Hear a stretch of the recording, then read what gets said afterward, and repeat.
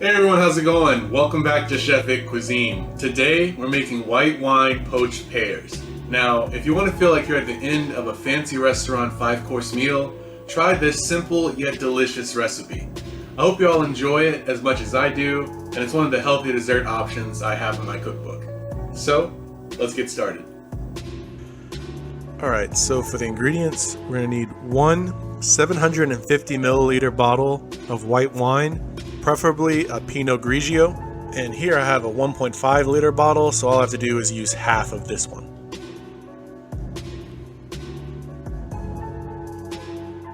And then we're going to need 1 cup of granulated white sugar, about 4 cinnamon sticks, the seeds and the pod of half of a vanilla bean, the zest, the juice, and the rinds of 2 oranges. And then we're going to need 6 Bosc pears, and we're going to peel those.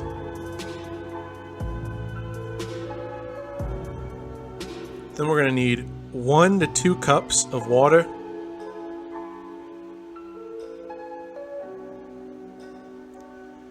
2 cups of heavy cream,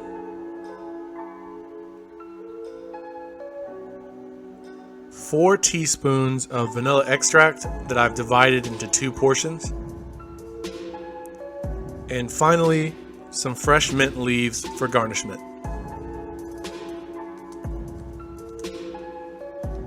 Alright, so to get things started, we're going to prepare all the ingredients, starting off with the oranges. And so what you want to do is take a microplane zester and zest the outer peel of both oranges.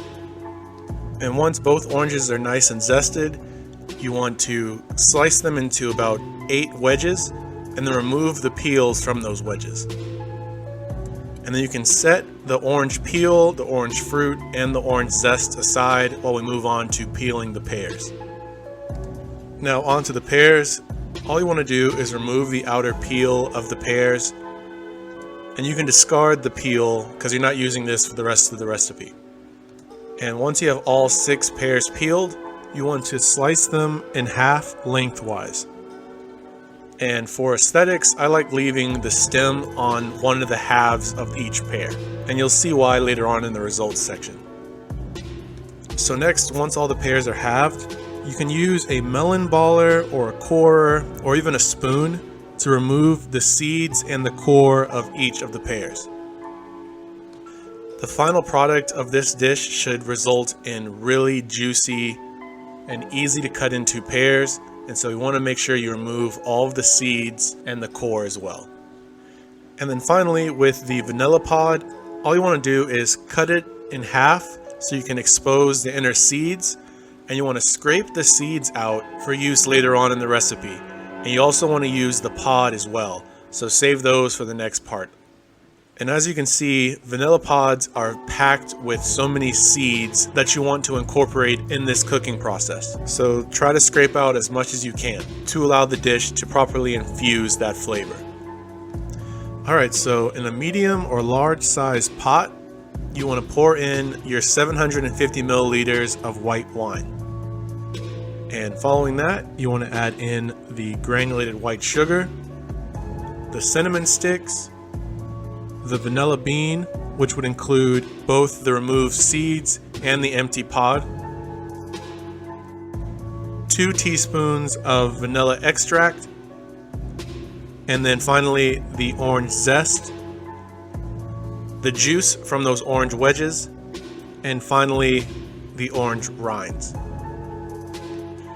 Now you want to place all the peeled pear halves into the pot and then add enough water to cover the tops of the pears until they're submerged. And this will normally take about 1 to 2 cups of water. Now you want to give this pot a nice big mix to ensure all the sugar can dissolve and then all these beautiful flavors can infuse into the pear. So you want to turn the heat of the stovetop to medium-high, or 375 degrees Fahrenheit, or 190 degrees Celsius, and bring the wine mixture to a simmer.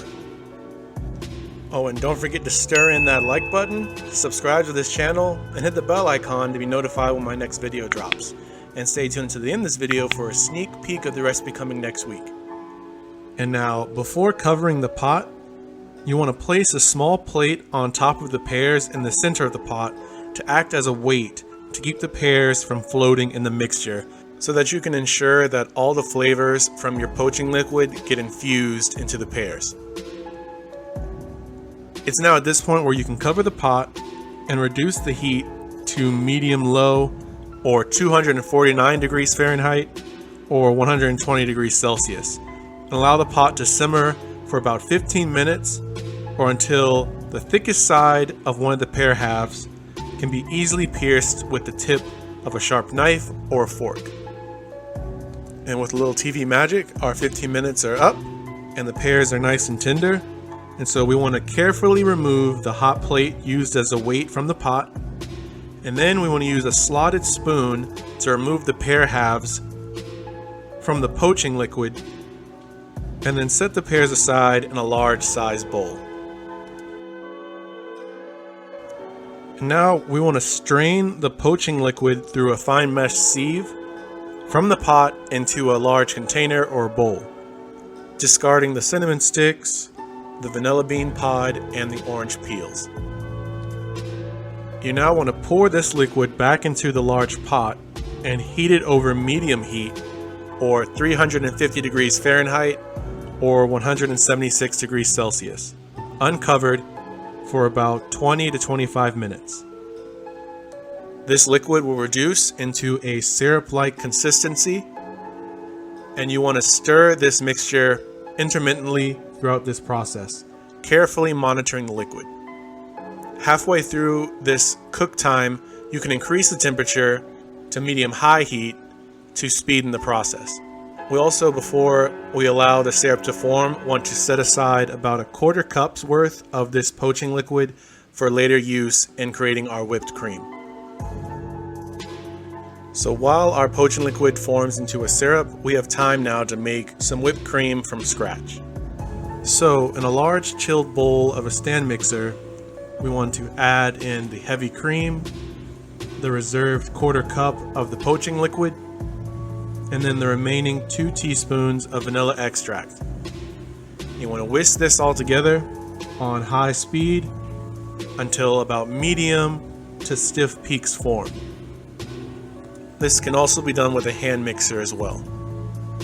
But adding in that poaching liquid into creating the whipped cream gives this whipped cream a truly unique flavor and sets it apart from what you could buy at the store.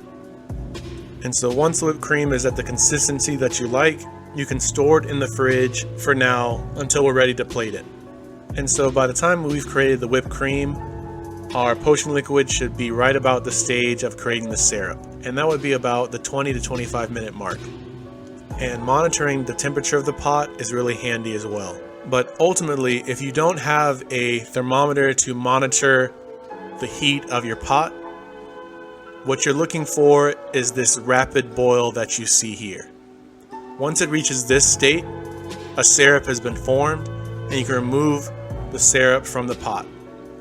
And as it cools, the consistency will thicken into that desired syrup that we want for this dish. And so we just want to allow the pears and the syrup to cool down to room temperature, or to serve them slightly warm, which is my favorite way. And so now on to the fun part, the plating.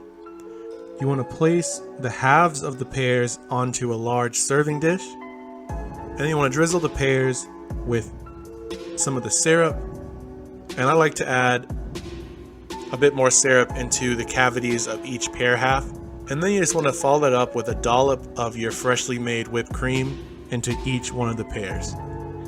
And for final touches, I like to garnish the plate with some fresh mint leaves, and then an additional drizzle of the syrup on top of the entire dish. And just like that, you've made your very own white wine poached pears. I really hope you can taste this through the screen. These are so delicious, and this syrup is one of the best things I've ever made. It is pure flavor, and it really gets that umami effect for this dish. I would definitely say this is a romantic dessert option if you want to try to make something for one of those special nights. And this recipe makes plenty, so it's perfect for dinner parties as well. And for a variation on the recipe, you can try making a caramel out of the poaching liquid instead of a syrup. And for that, you would just need to heat the liquid for an additional 5 to 10 minutes until a thick caramel formed. And then you could pour the caramel over the pears for sort of a candied apple effect. But as always, this recipe and many more can be found in my cookbook, Chef Vic Cuisine Volume 1, Finding Your Inner Chef. And that's available on Amazon, and I'll be sure to leave a link to that in the description box. Thank you all so much for watching, and if you've enjoyed this video, make sure to smash that like button, and if you want to see additional content like this, subscribe to this channel, and hit the bell icon to be notified when my next video drops. And stay tuned for next week, where I bring you this amazing, unique recipe from my beautiful cousin Gia. I like to call it Gia's Lasagna.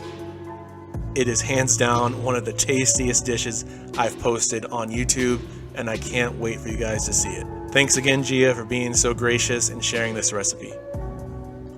Well, thank you all so much for watching again, and I'll see you next week on another episode of Chef Vic Cuisine, and until then, peace.